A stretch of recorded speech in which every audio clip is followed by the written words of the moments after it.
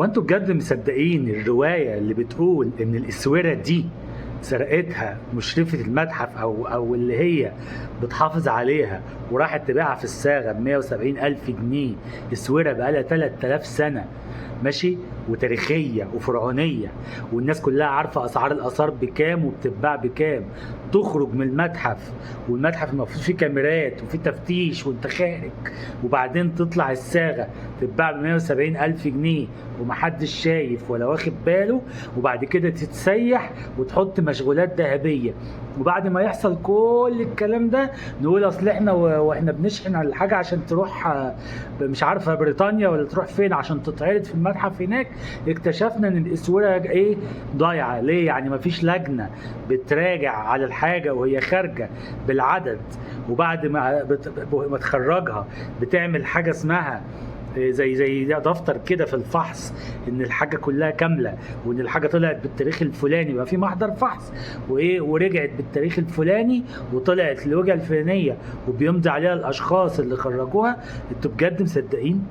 وسيبك يا عم الكلام ده كله، انا معاك. انت مصدق ان واحد قاعد هو اصلا شغلته اثار مش عارف التحفه اللي في ايده دي او الاثر اللي في ايده ده قيمته كام، يطلع بيه على الصاغه يبيعه ب170,000 جنيه؟ انت مفيش يا جدعان. والناس بتروج ويقول لك باعوها ب170,000 جنيه في الصاغه وسياح الذهب. يا راجل حرام عليك.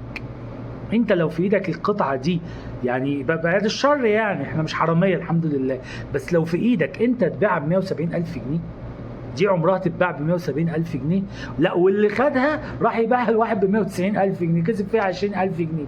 يا ناصح، ومش عارف ان هي تحفة اثرية ومش عارف ان هي تحفة فنية. بجد والله يا جماعة اللي مصدقين الرواية دي محتاجين يتعالجوا.